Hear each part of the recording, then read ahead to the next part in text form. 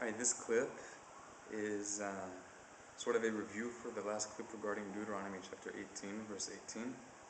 And I just want to kind of summarize it because I think some things I left unclear. And then add few extra points that I picked up from another Muslim video that I saw trying to purport that this is in reference to Muhammad. Alright. Let's see,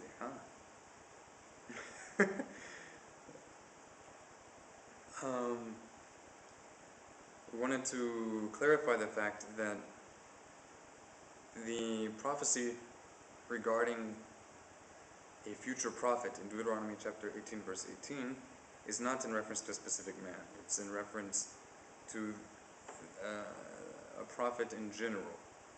And one might think that this is an exaggeration, like what a lame excuse or whatever, that you can't think of anything better than this. He's just going to say it's a reference to one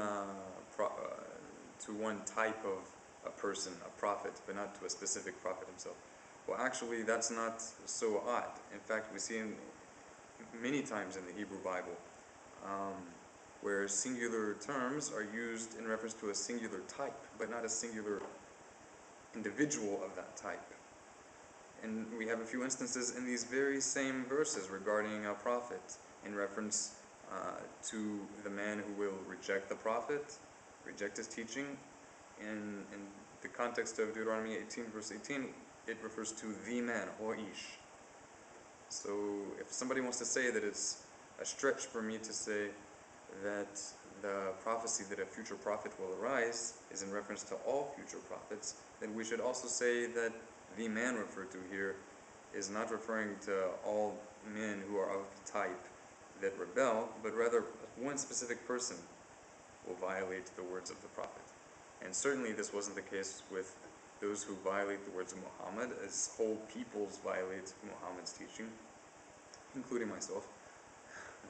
Not that I intentionally want to reject a prophet, it's a matter of not considering him a prophet because of my conception of what a prophet is. If I knew that he were a prophet, I would in an instant repent.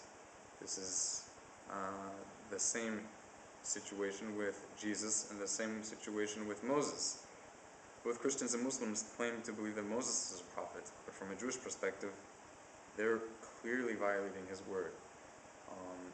But yet I'm sure if Muslims and Christians thought that they're truly violating the intended teachings of Moses, they would want to repent and make themselves right.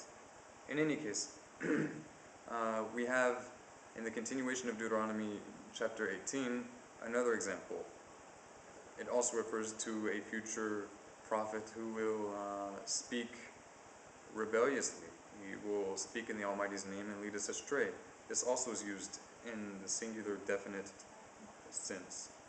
An-Novi, the prophet who will do this. But surely we all agree that this is not one person, that it's reference to one specific type, which includes many individuals. Alright, now in watching a YouTube video, I picked up a new proof that Deuteronomy 18 verse 18 is in reference to Muhammad. And that is Deuteronomy chapter 34 verse 10. Deuteronomy chapter 34 verse 10 states that no prophet arose from among the people of Israel who was likened to Moses, that spoke with the Almighty face to face. And then the next verse goes on to say, and who did amazing miracles, etc., that were known in Egypt and were renowned wonders, basically. So the Muslim in this video wants to claim that this means that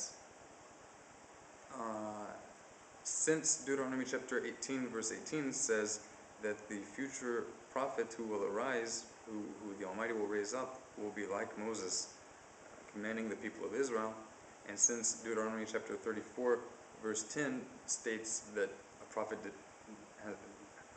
not arise among the people of Israel like unto Moses, who spoke with the Lord face to face, this means that the prophet of Deuteronomy 18 verse 18 cannot be from among the people of Israel, because Deuteronomy 34 verse 10 said specifically a prophet among the people of Israel.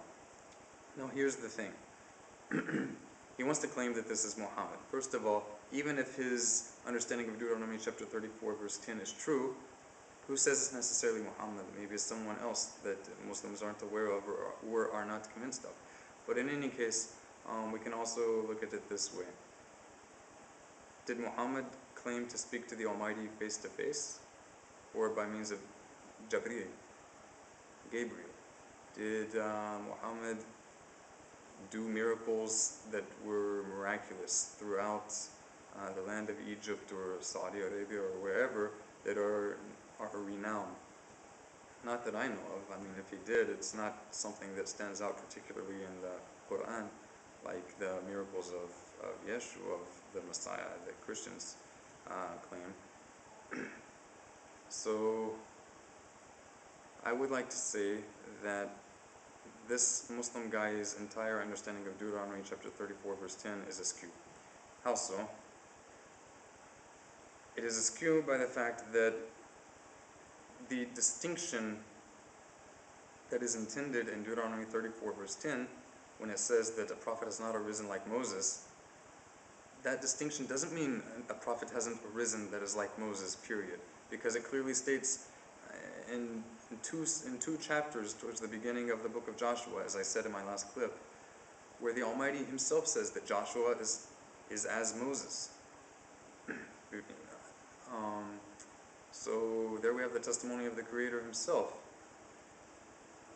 So what does it mean? The verse itself, Deuteronomy 34 verse 10, explains. It doesn't leave it at prophet has not arisen like Moses, but it goes on, who spoke to the Lord face to face. That's the distinction. And this was already given in Numbers chapter 12 verse 6, where the Almighty says that he spoke with Moses expressly, not by means of visions or dreams and difficult allegorical visions or whatever. But not this way will it be with other prophets. Other prophets will receive prophecy by means of a vision or a dream, which is called a night vision. That is the distinction. Moses' prophecy was of a completely different type. He didn't receive his prophecy in a vision or in a dream. And his prophecy was a level without a mediator, and the only prophet to have attained prophecy, or been given prophecy of this type, through which the everlasting commandments would be given. All later prophets were given only temporary commandments, or commandments which are to promote the upholding of the commandments given in Torah, the law of Moses. Another interesting point I'd like to point out is that this guy wants to base Deuteronomy 18 verse 18 as support for Muhammad based upon a chapter in Deuteronomy that Muslims often claim isn't even from Moses, that isn't even valid prophecy. Deuteronomy chapter 34 verse 10, which this guy is quoting, they want to say was written after Moses. So even if that's true, that would mean that a prophet has not risen among the people of Israel like unto Moses, besides what I've already said, would also mean that only up until this time, when this chapter was written and then put into the text. Of course, I don't believe that, as the Almighty himself indicates, as this chapter itself indicates, when describing the death of Moses, that Moses would die according to the word of the Lord. What word of the Lord? The word of the Lord that we're reading in this chapter.